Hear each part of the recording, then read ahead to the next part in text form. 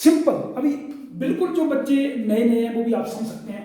Suppose मैंने आपको एक सिंपल फंक्शन दिया, simple x, at x is equal to 0। कितना इजी क्वेश्चन है। इसकी कंटिन्यूटी आपने 0 के ऊपर चेक करनी है, ठीक है बेटा। तो कंटिन्यूटी के लिए आपको क्या करना पड़ेगा कि पहले आपको लेफ्ट हैंड लिमिट लेनी पड़ेगी, फिर आपको राइट हैंड लिमिट लेनी पड़ेगी, राइट। तो लेफ्ट हैंड लिमिट को हमने क्या किया, x को 0 के ऊपर है तो 0 minus h, h approaches to 0, क्योंकि x की वैल्यू आप 0 पे चेक कर रहे हैं, ठीक है। तो क्या हो गया आपका, what is the limit, f of x की वैल्यू कितनी है x, तो इस x में बेटा आपने कितना भरना है 0 माइनस h, ठीक है। h वैल्यू आपकी 0 है। और राइट हैंड में क्या भरेंगे आप, बोलो, राइट हैंड में आप क्या भरेंगे 0 plus h, because we will take right hand limit, ठीक है। जो भी यहां पर वैल्यू दी होगी, ये तो मैंने सपोज 0 लिया, अगर यहां पाई दिया होगा तो आपने पाई भरनी है, पाई बाई 2 दिया होगा तो पाई बाई 2 को चेक करना है, दोनों साइड से आपने अप्रोच करवाना है उसको, ठीक है। राइट हैंड में आप क्या करेंगे 0 प्लस h, तो लिमिट h अप्रोचेस टू 0, या बच्चे अपनी प्रैक्टिस के लिए 0 पॉजिटिव 0 नेगेटिव लिख सकते हैं।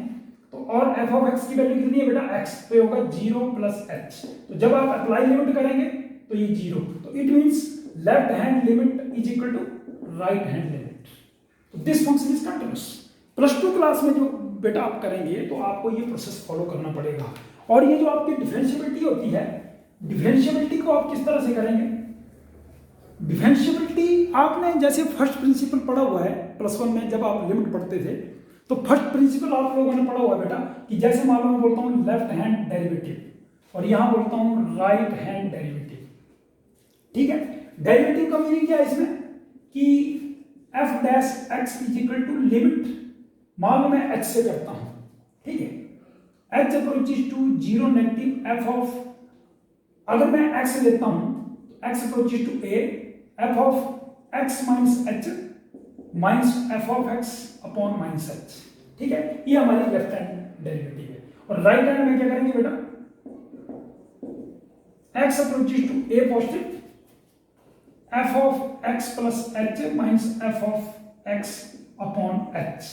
तो आपको लेफ्ट और राइट का जो आंसर है उसको इक्वल करना पड़ेगा, तभी कोई फंक्शन आपका डिफरेंशिएबल होगा, ठीक है। लगे बेटा पता। अभी मान लो मैं इसी क्वेश्चन को कर रहा हूं, तो लेफ्ट हैंड डेरिवेटिव में आपने x की वैल्यू क्या भरनी है, जैसे 0 माइनस h है ना बेटा, तो क्या आ जाएगा बोलो, बोलिए 0 minus h minus f of x की वैल्यू आपकी डायरेक्ट वही आई है 0, जो आपने डायरेक्ट पुट किया हुआ है, अपॉन माइनस h। तो बाद में माइनस h से माइनस h कट गया, व्हाट इज आंसर, बोलो क्या आंसर आया बेटा, ये कट गया, वन ही आंसर नहीं आया आपका।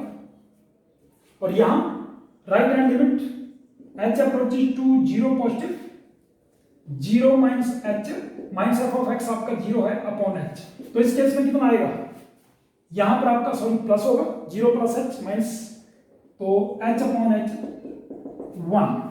It means both left hand and right hand are equal, so this function is both continuous as well as differentiable. लगे बेटा पता। तो इस तरह से आप कर सकते हैं, लेकिन इसमें एक चीज नोट रखनी बेटा आपने, कोई भी फंक्शन आपका अगर डिफरेंशिएबल होगा, ये नोट करना सब बच्चे, if any function is differentiable then it must be continuous. Note on, अगर कोई फंक्शन डिफरेंशिएबल होगा, if differentiable then it must be continuous, must be continuous। But अगर कोई फंक्शन आपका कंटिन्यूस होगा, मे और may not be differentiable, may और may not be differentiable, हो भी सकता है और नहीं भी हो सकता है। इट मीन्स आप लोगों को कंटिन्यूटी, अगर आपने किसी फंक्शन को कंटिन्यूस किया तो आपको डिफरेंशिएबिलिटी चेक करना पड़ेगी। लेकिन बेटा एक चीज नोट रखनी है आपने, कभी भी कोई फंक्शन आप कंटिन्यूटी और डिफरेंशिएबिलिटी चेक करते हैं ना, तो उसमें आपके एक तो मैंने बात बता दी कि सबसे पहले फंक्शन जो है उसका जो डोमेन है वो आपने देखना है, दूसरी बात आपने कर्व देखना है। अब जैसे मान लो ये कर्व है, सपोज अगर एक कर्व ऐसा है, एक कर्व ऐसा है, ठीक है, और एक कर्व सपोज इस तरह से है, अगर आपका ऐसा कर्व होगा तो इसमें आपका टेंजेंट बन रहा है, इसमें आपका टेंजेंट बन रहा है, ठीक है। तो इसमें तो हम लेफ्ट हैंड और राइट हैंड चेक कर सकते हैं, ठीक है।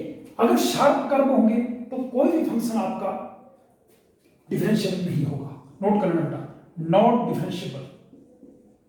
ठीक है, ये वाले जो है इनको हम चेक कर सकते हैं, इनको आपने बिल्कुल ही मना कर देना है this type of functions, because यहां पर शार्प कर्व है तो आपकी जो वैल्यू है वो मैक्सिमम और मिनिमम नहीं आएगी। अब जैसे ये वाले होंगे तो इसमें आपकी वैल्यू यहां से आप चेक करेंगे, अगर यहां से नीचे आ रही है तो इस पॉइंट के ऊपर मैक्सिमम, इस पॉइंट के ऊपर मिनिमम। ठीक है, और ये आपका क्या है, कांस्टेंट फंक्शन। क्या है बेटा, कांस्टेंट। इसमें कोई कर्व नहीं बढ़ रहा है तो इसकी भी डिफरेंशिएबिलिटी हम चेक नहीं कर सकते हैं। तो डिफरेंशिएबिलिटी के लिए आपको मेन चीज बताई, शार्प कर्व नहीं होना चाहिए और पैरेलल है। ठीक है, पैरेलल के केस में आपका जो डेरिवेटिव है, डेरिवेटिव एग्जिस्ट होना चाहिए बेटा। कोई फंक्शन डिफरेंशिएबिलिटी का मतलब ये है कि आपका डेरिवेटिव एग्जिस्ट होना चाहिए, रेट ऑफ चेंज, जहां पर जो वैल्यू है वो चेंज होती है, इस पॉइंट के ऊपर वैल्यू आपकी चेंज हो रही है।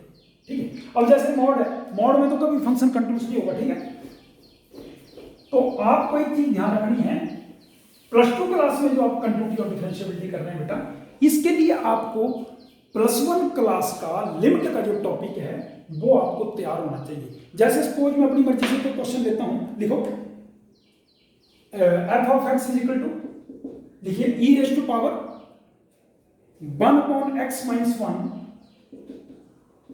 Upon e raise to power 1 upon x plus 1। Suppose ये लिया मैंने at x is equal to 0, at x is equal to 0। 2-3 बातें बेटा आपने नोट रखनी कि e रेज़ टू पावर 0 जो 1 होता है, या आपने काफी डिटेल में, या तो मैं फंक्शन वाला टॉपिक का जो है उसकी एक और वीडियो बना दूंगा, वहां से क्लियर हो जाएगा। e raise to power infinity होता है, e raise to power minus infinity जो वो 0 होता है, because 1 upon e raise to power infinity 1 upon infinity होता है 1/0, तो इसकी वैल्यू आपकी 0 आती है। तो आपको एक चीज पता लग गई कि जब भी आप एक्सपोनेंशियल का फंक्शन करते हैं, एक्सपोनेंशियल आपको पता है नहीं होता है बेटा, y is equal to e raise to power x। इसका आप ग्राफ ऐसे बना सकते हैं छोटे बच्चों की तरह, ऐसे x और y। ठीक है, अगर मैं x की वैल्यू 0 भर रहा हूं तो e रेज़ टू पावर 0 कितना होता है 1। अगर मैं 1 भर रहा हूं तो e होता है, e की वैल्यू अप्रोक्सीमेट आपकी 2.66 समथिंग आती है। ठीक है, वो पूरा डिटेल में जब ड्राइव होता है तो होता है। अब e की वैल्यू मान लो इन्फिनिटी है तो इन्फिनिटी आ जाएगी, माइनस इन्फिनिटी है तो 0 आ जाएगी। ये थोड़ा अपना ध्यान रखना है। ठीक है, और इसका जो ग्राफ है आपका वो भी आप बना सकते हैं। जैसे कई बच्चे बोलते हैं सर इसका ग्राफ बना दो, तो बेटा ये x एक्सिस की वैल्यू है 1 2 ऐसे ऐसे 1 2, तो 0 पे कितनी है 1। ठीक है, 1 पे आपका e है 2.66 समथिंग। ठीक है, तो इसका ग्राफ जो है वो अपवर्ड बनता है। कैसे बनता है, अपवर्ड। ये ध्यान रखना आपने, अपवर्ड ग्राफ, तो नो नीड टू वरी। तो यहीं से आप पता लगा सकते हैं। अब मान लो हमने इसकी कंटिन्यूटी चेक करनी है, तो इसकी कंटिन्यूटी के लिए आपको क्या करना पड़ेगा बेटा, लेफ्ट हैंड लिमिट। तो लेफ्ट हैंड लिमिट में आप क्या करेंगे, 0 माइनस h। क्या करेंगे, 0 माइनस h। तो कितना आ गया, x की वैल्यू आपने 0 माइनस h भरनी है, और यहां भी 0 माइनस h। तो बताइए बेटा कितना आया, अभी बताया मैंने, e raise to power minus 1/0, 1/0 कितना होता है इन्फिनिटी, तो ये आ गया 0 माइनस 1 अपॉन 0 प्लस 1। ठीक है, तो आपका आंसर आ गया -1। और राइट हैंड में क्या आएगा बेटा, बोलो, राइट हैंड में x is equal to 0 plus h। तो 0 प्लस h लेंगे तो क्या आ जाएगा, बोलो, e raise to power 1 upon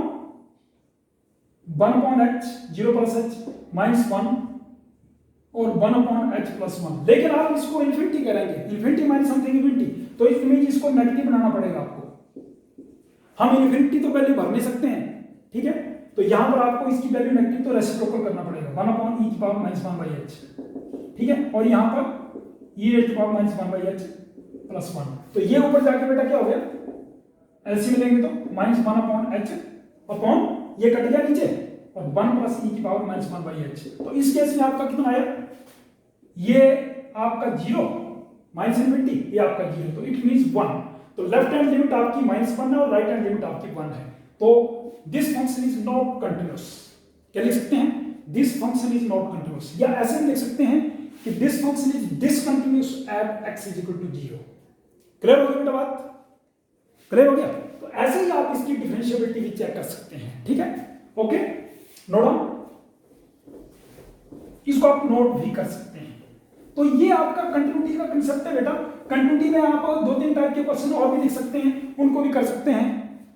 जैसे आपके पास मान लो 1 minus cos 4x divided by 2x, suppose ऐसे आ गया पेपर में, ठीक है। तो इसकी आपने जीरो के ऊपर चेक करनी है कंटिन्यूटी और डिफरेंशिएबिलिटी कुछ भी। तो मान लो मैं कंटिन्यूटी चेक कर रहा हूं, तो लेफ्ट हैंड लिमिट होगा पहले बेटा। इसके लिए आपको +1 के रिजल्ट याद होने चाहिए। जैसे 1 माइनस कॉस 2 थीटा क्या होता है, बोलो 1 minus cos 2 theta 2 sine square theta, ठीक है बेटा। तो यहां पर अगर 2 की जगह 4 आ गया तो क्या होगा, 2 साइन स्क्वायर 2 थीटा। और साथ में लिमिट के रिजल्ट जो है, ये लिमिट का अलग लेक्चर है, वो आप मेरे को बता सकते हैं, मैं उसका लेक्चर डाउनलोड कर दूंगा आपको। हर बच्चे को लिमिट के रिजल्ट याद होना चाहिए। जैसे साइन थीटा या साइन एक्स अपॉन एक्स क्या होता है बेटा 1, ठीक है, पता नहीं चीज का। साइन एक्स अपॉन एक्स क्या होता है 1। इस तरह से रिजल्ट आप यहां यूज होगा। अब देखो जब आपने लेफ्ट हैंड लिमिट किया, तो लेफ्ट हैंड लिमिट में आपका सबसे पहले इसको खत्म करो, तो 1 माइनस कॉस एक्स क्या होता है बेटा, बोलो what is 1 minus cos 4x, ये लिखा ना 2 साइन स्क्वायर 2x, क्लियर, और अंडरूट अपॉन 2x। अब इसको आप खत्म कर सकते हैं, स्क्वायर से रूट काट दिया तो क्या बचा, under root 2 sign 2x mod 2x, ये बन गया आपका क्वेश्चन। अब इसकी आप दोनों लिमिट चेक कर सकते हैं। जब आप लेफ्ट हैंड लिमिट लेंगे तो लेफ्ट हैंड में क्या होगा बेटा 0 माइनस h, तो मॉड के अंदर तो सब कुछ पॉजिटिव हो जाएगा, तो क्या बनेगा साइन 2h अपॉन ये होगा ना 2 इंटू 0 माइनस h, तो क्या होगा -2h। और आपको पता है लेफ्ट हैंड लिमिट में क्या होगा बेटा, जब आप माइनस होगा अंदर तो मॉड उसको प्लस बना देगा, लेकिन साइन 2h अपॉन h क्या होता है, बोलो 1। तो आपका रिजल्ट आ गया -√2। और राइट हैंड लिमिट में क्या होगा, ये चीज आपकी पॉजिटिव आ जाएगी, तो क्या बन जाएगा limit h approaches to 0 positive √2, और यहां पर ये तो ऑलवेज पॉजिटिव होगा। ये लगा ना इसको पॉजिटिव क्यों किया, क्योंकि मॉड के अंदर ऑलवेज पॉजिटिव होता है, तो नेगेटिव भी आपका यहां पर पॉजिटिव बन गया। तो √2 साइन 2h, ये मॉड हटा दो because it is mod, so positive रहेगा, डिनोमिनेटर खुद ही पॉजिटिव है, ठीक है। तो साइन 2h अपॉन 2h क्या होता है 1, तो इट मींस √2। तो इस केस में आपका this function is also does not exist, left hand limit is not equal to right hand limit, so ये फंक्शन आपका एग्जिस्ट नहीं है। ऐसे आपके बेटा बहुत टाइप के, ये तो सिर्फ +2 वाले बच्चों को मैंने बोला, बोर्ड पॉइंट ऑफ व्यू से आपको ये टॉपिक बनाया गया है, तो कोई भी बच्चा क्वेरी कर सकता है। ये मेरा मोबाइल नंबर है 9227, ठीक है बेटा। बोर्ड लेवल के टॉपिक हैं, ये आप लोग तैयार कर सकते हैं, ठीक है। रोज का अगर आप ये आज आपको कंटिन्यूटी और डिफरेंशिएबिलिटी का टॉपिक बताया, इसके काफी क्वेश्चंस मैं और भी अपलोड कर दूंगा, ठीक है बेटा। Okay bye, see you.